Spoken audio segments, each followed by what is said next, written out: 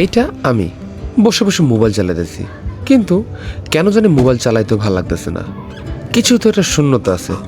এই তো রিসেন্টলি আমার সবচেয়ে বড় স্বপ্নটা পূরণ হয়েছে, একটা বাইকের। কিন্তু তারপরও কিছুর একটা কমতি মনে হচ্ছে। সেটা কি? এই প্রশ্নের উত্তর খুঁজে বের করতে আমার অনেক সময় লেগে গেছে। অ্যান্ড ফাইনালি আমি জানি এটা কি। এটা একটা ক্যামেরা। আর এই শূন্যতা পূরণের জন্য আজকে আমি রিমন ভাইকে সাথে নিয়ে চলে যাচ্ছি ক্যামেরা কিনতে। আজকে আমরা ঠিক করেছি ট্রেনে করে আমাদের জার্নিটা করব। কজ অনেক গরম ছিল, আর এই গরমের মধ্যে বাসে জার্নি করাটা অনেক বেশি কষ্ট হয়ে যেত। তাই আমরা চলে আসছি জয়দেবপুর রেলওয়ে স্টেশনে। এখানে এসে সর্বপ্রথম আমরা ট্রেনের টিকিট কিনে নিয়েছি, যার মূল্য ছিল 20 টাকা।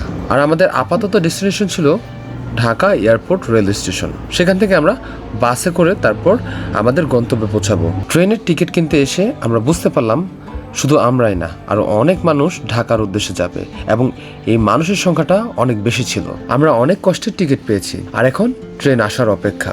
স্টেশন মাস্টার তো বলল যে আর আধা ঘন্টা সময় পর ট্রেন আসবে, বাট এই আধা ঘন্টার সময় যদি আমরা অন্য কোথাও পার করি, সেক্ষেত্রে পরবর্তীতে ট্রেনে ওঠার জন্য সিরিয়াল পাবো না। আর এই জন্য আমরা ভাবলাম প্ল্যাটফর্মে দাঁড়িয়ে থাকবো। কিন্তু অল্প সময় প্ল্যাটফর্মে অপেক্ষা করার পর দেখলাম আকাশটা কালো হয়ে আসছে। মনে হচ্ছিল হয়তো খুব শীঘ্রই ঘূর্ণিঝড় হবে, কারণ এত কালো আকাশ ইদানিংয়ের মধ্যে আমি আগে কখনো দেখিনি। এবং খুব অল্প সময়ের মধ্যেই জোরে বাতাস বওয়া শুরু করলো। আমার মনে হচ্ছিল হয়তো ঘূর্ণিঝড় আসবে, একটু ভয়ও লাগতেছিল। এরপর ঝিরঝির বৃষ্টি শুরু হলো। ভাবলাম হয়তো ভিজে যাব ট্রেন আসার পূর্বেই, কিন্তু অল্প সময়ের মধ্যেই ট্রেন চলে আসলো, আর আমরা ট্রেনের মধ্যে উঠে পড়লাম। যদিও আমরা দুজনে একটু একটু ভিজে গিয়েছিলাম, বাট ব্যাপার না, কারণ আমরা ট্রেনে উঠতে পারছি। ট্রেনে ওঠার পর মুষলধারে বৃষ্টি শুরু হয়েছিল।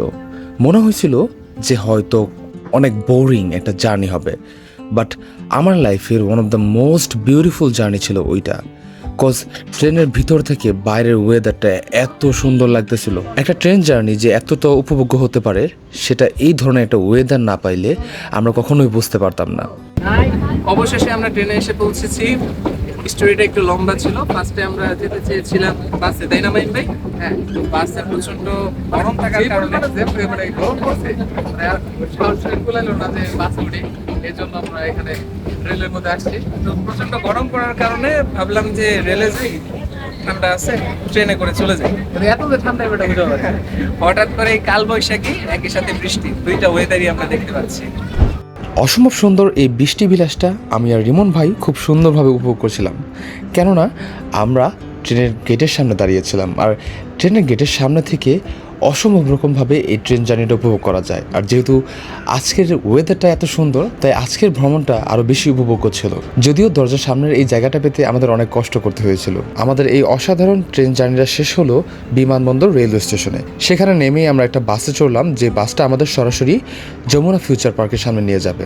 এবং বাসে উঠে একটা জিনিস লক্ষ্য করলাম যে বৃষ্টির দিনে শুধুমাত্র ট্রেন জার্নি সুন্দর হয় না, বাস জার্নিও অনেক বেশি সুন্দর হয়। আমরা আমাদের বাসের জার্নিটাও খুব সুন্দরভাবে উপভোগ করছিলাম, কেননা এয়ারপোর্টের পরবর্তী রোডটা অনেক সুন্দর, আর বৃষ্টির দিনে এটা আরও অনেক বেশি সুন্দর হয়ে যায়। এছাড়াও আমরা যখন ফ্লাইওভার দিয়ে যাচ্ছিলাম, তখন আশেপাশের ভিউটা অসম্ভব রকমের সুন্দর লাগছিল। সব কিছু মিলিয়ে আমাদের বাস জার্নি এবং ট্রেন জার্নি উভয়টাই অনেক সুন্দর ছিল। আমাদের বাসটা আমাদেরকে সরাসরি যমুনা ফিউচার পার্কের সামনে নামিয়ে দিল। And for the first time আমি যমুনা ফিউচার পার্কে যাচ্ছি। এর আগে যমুনা ফিউচার পার্কের অনেক সুনাম শুনছিলাম, বাট কখনো যাওয়া হয়নি। মেন গেট দিয়ে ভিতরে ঢুকতে দেখলাম বিশাল বড় একটা বিল্ডিং, যে বিল্ডিংয়ের সামনে লেখা যমুনা ফিউচার পার্ক। সো বুঝতে বাকি রইল না, এটাই হলো যমুনা ফিউচার পার্ক। এবং বিল্ডিংটা অনেক বেশি সুন্দর ছিল। আমি অনেক বেশি এক্সাইটেড ছিলাম, কারণ ফর দ্য ফার্স্ট টাইম আমি এটার ভিতরে ঢুকতে যাচ্ছি। কিন্তু এখানে আসার পূর্বে আমার বন্ধুরা আমাকে একটা বিষয় নিয়ে ওয়ার্নিং দিয়েছিল।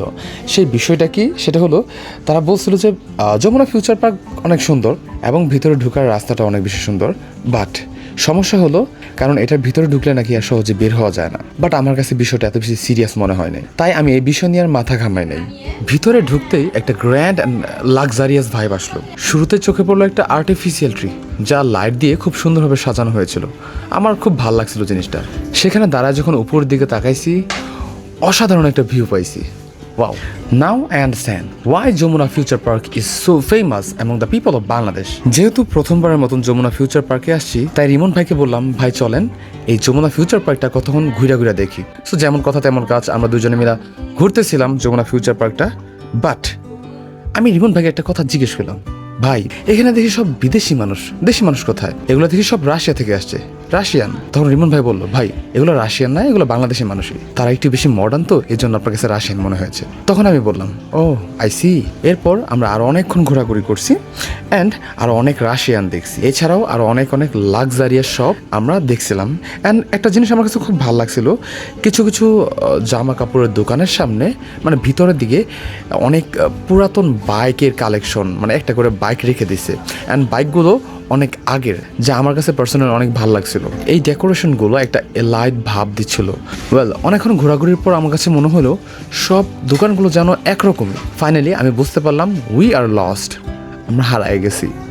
অনেক খোঁজার চেষ্টা করলাম, বাট আমরা কোথা থেকে কোথায় আসছি এটা আমরা বুঝতে পারতেছিলাম না। ইভেন আমি গুগল ম্যাপ পর্যন্ত ব্যবহার করছিলাম, বাট এক্স্যাক্ট লোকেশনটা আমরা বুঝতে পারিনি। সো আমরা যে শপের উদ্দেশ্যে গিয়েছিলাম সেই শপটাকে বের করতে আমাদের প্রায় 2 ঘন্টা সময় লাগে। 2 ঘন্টা আমরা লিটারেলি মানে ঘুরতেছিলাম, পাইতেছিলাম না যে কোথায় এই শপটা। অবশেষে কোনো উপায় না পেয়ে আমরা শপের নাম্বারে ফোন দিই অ্যান্ড মালিককে বলি আমাদেরকে রিসিভ করার জন্য। তারপর মালিক এসে আমাদেরকে রিসিভ করে নিয়ে যায়। সো আমরা যে দোকানে গিয়েছিলাম সেটা ছিল ড্রোন প্যারাডাইস, বাট ড্রোন প্যারাডাইসে আমাদের কাঙ্ক্ষিত যে ক্যামেরাটি সেটা অ্যাভেলেবল না থাকায় পরবর্তীতে আমরা চলে যাই ক্যামেরা ওয়ার্ল্ডে। সো ক্যামেরা ওয়ার্ল্ড থেকে আমরা আমাদের কাঙ্ক্ষিত প্রোডাক্টটা রিসিভ করি। সেখান থেকে ক্যামেরা কেনার পর আমার মনে হলো why not buying a microphone for the camera. Microphone কিনলে কেমন হয়, কারণ sound quality is much important than the visual quality. Okay, so that's why আমি তখন সিদ্ধান্ত নিলাম যে না, একটা মাইক্রোফোন কিনবো। তাই রিমন ভাইয়ের কাছ থেকে কিছু টাকা হাওলাত নিলাম অ্যান্ড আমার কাঙ্ক্ষিত যে মাইক্রোফোনটা সেটা আমি কিনে ফেললাম, ওকে, ক্যামেরার পাশাপাশি। সো ওভারঅল অনেক অসাধারণ একটা জার্নি ছিল। বাট মেন সমস্যায় পড়ি যখন আমরা ডিসাইড করি যে আমরা যমুনা ফিউচার পার্ক ত্যাগ করব। আমরা অনেক খোঁজাখুঁজির পরও এক্সিট গেটটা খুঁজে পাইনি। আমরা প্রায় 45 মিনিট থেকে 1 ঘন্টা পর্যন্ত এক্সিট যে গেটটা আছে সেটা খুঁজছি, বাট পাই নাই। শেষমেশ ওখানে থাকা একটা শপের কর্মচারীকে বলছি যে ভাই আমাদেরকে একটু বের হতে সাহায্য করেন। তখন উনি আমাদেরকে এক্সিট গেটটা দেখায় দেয়। তারপর আমরা এক্সিট গেট দিয়ে ফাইনালি এই শপিং মল থেকে এক্সিট হই। ভাই গান ধরছি আর না আর জীবনে যমুনা পারছি, বাড়াইতে পারি নাই।